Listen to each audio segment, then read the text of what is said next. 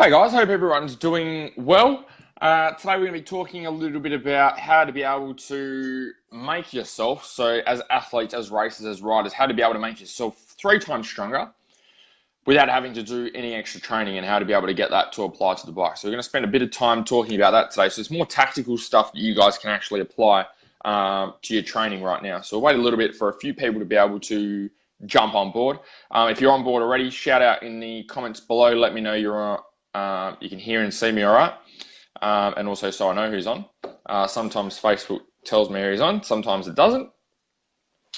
And in other news, waiting for the new computers to come out. So for those of you that are into the Apple stuff, waiting for the new computers to be able to be released. So I've had my computer for about the last 5 or 6 years, which has been going awesome.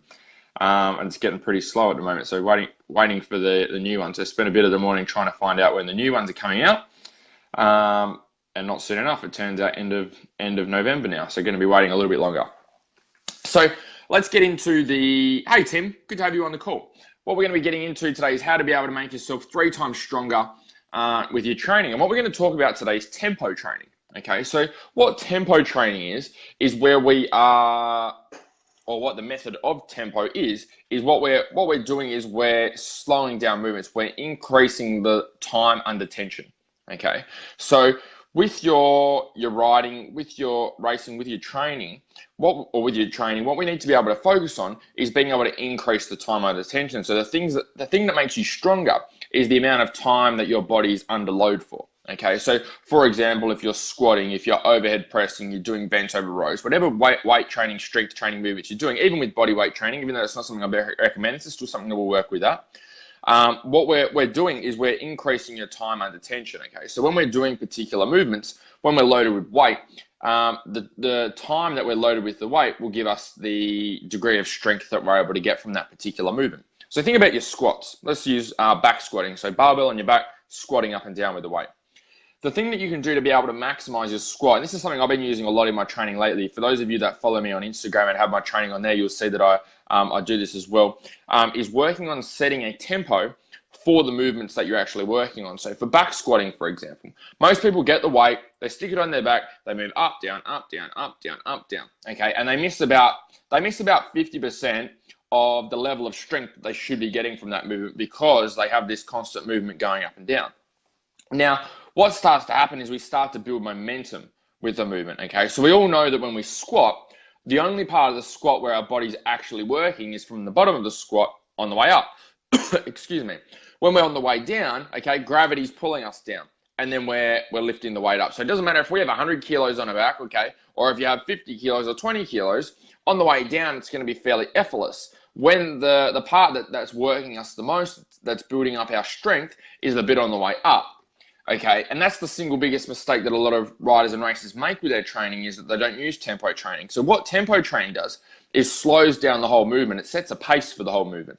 So now let's use an example. So let's just say we've got our squatting. Let's just say we're going to have a 3-second tempo.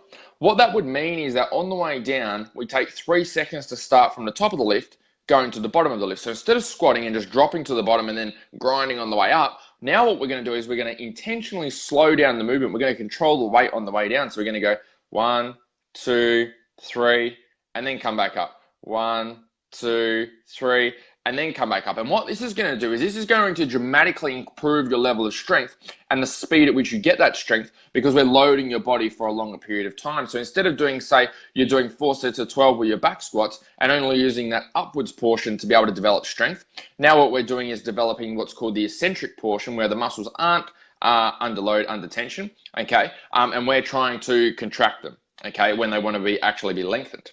So we're helping to fight against that. So what that does is helps to dramatically improve your levels of strength using the eccentric portion of the lift, not only because we are doing work where we otherwise weren't doing work, but what's happening is the muscles are relaxing and we're trying to contract them. Okay, we're doing the opposite of what the muscles actually want to do with that lift on that particular part of the lift. So it helps us to be able to adapt, helps us to be able to get a lot stronger, a lot quicker. Whereas obviously with the concentric, the muscles are contracting and we're going up, okay? We're doing what the body wants it to do to be able to shift the weight. When we're moving against gravity, we're doing what it doesn't want to do, Okay, so it provides a little bit more force there, a little bit more weight. So pretty much what we're doing is we're making the movement a shit ton harder without having to lift heavier weights. So it doesn't really matter about having heavy weights on there. Obviously, we want to be lifting heavy and we want to be developing strength because you've got to throw a 100-kilo bike around plus your body weight. But we want to make sure we do that in the best way possible. And it's far more efficient to be able to drop the weights down and use tempo training than it is to keep cracking on and just loading up the weights, but using that stretch shortening cycle at the bottom or just bouncing out of the bottom. The other thing that we can do with tempo training is we can also use a pause at the bottom. So you can control the tempo on the way down. 1, 2, 3. And then instead of just going down and then bouncing out of the bottom and trying to use that momentum to get up, we come to a dead stop. So you'll take 1, 2, 3, stop at the bottom, hold for about whatever tempo we're using. So we can use 3 seconds. So 3 seconds is common. So 1, 2, 3. We hold at the bottom. 1, 2, 3, and then we explode up. Okay, and what that does is stops you bouncing out of the bottom. So we can actually maximize that part where the muscles are contracting on the way up. Okay, often what will happen is people will bounce out of the bottom of the squat, which will give them this what's called the stretch shortening cycle. So pretty much what happens is on the way down, we load the hamstrings up. Think of it as like elastic band. I don't have one here to demonstrate with you, but we load this elastic band up on the way down, and then we use that bounce by letting the hamstrings go back together, and that gives us that initial oomph out of the bottom of the squat. Okay, and obviously when we're using that, what we're doing is we're able to lift more weights, which is awesome. But what that means is that we're not getting as strong. Okay, we're not using our muscles as much as what we could be.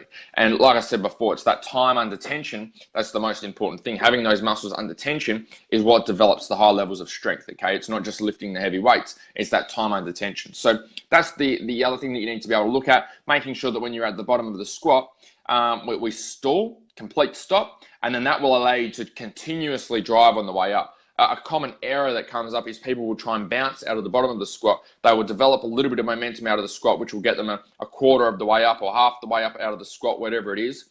And then they only squat, say, half of that, or maybe only 3/4. When we stop at the bottom, we purposely stop. We're going from a dead stop to obviously moving and getting the weight up. So it's a lot harder, puts you under a heap more tension. We can develop a heap more strength. So with this, it's not about just doing more training or lifting more weights. Okay, we can actually use the time you're already using at the gym, use the exercise you're already doing, even if you're doing the stuff that's not the most efficient. Okay, what we can do is we can use this tempo to be able to maximize the results that you get from your training without having to do extra training, without having to do more sessions, without having to waiting another 3 or 4 months to be able to get those same levels of strength. We can just apply the principles or protocols of tempo training, apply that to our training to be able to maximize. And if you're someone who doesn't go to the gym, who does bodyweight training, I don't promote bodyweight training. But if you are someone who does bodyweight training, you're doing some training at home, then you can apply the same stuff. If you're doing push-ups, instead of just going up, down, up, down, up, down like crazy, what you can do is control yourself all the way to the floor. So you go 1, 2, 3, and then you can even do holds at the bottom as well. Hold for 3 seconds and then come back up. Tempo will make everything a shit ton harder. It will put you under a heap more tension, which means we're going to get a shit ton better results a hell of a lot quicker than if we weren't doing it. Okay, so that's something I want you guys to, or something you guys may find useful to be able to apply, especially over the off season, when you can spend all your time experimenting and playing around with your training and being able to optimize it. So I hope you guys found that helpful. And if you have any questions at all, feel free to post them in the comments below, and I'll come back to the post and try and help you out as best I can. Otherwise, have a great day, and remember, train hard, race harder. See you guys.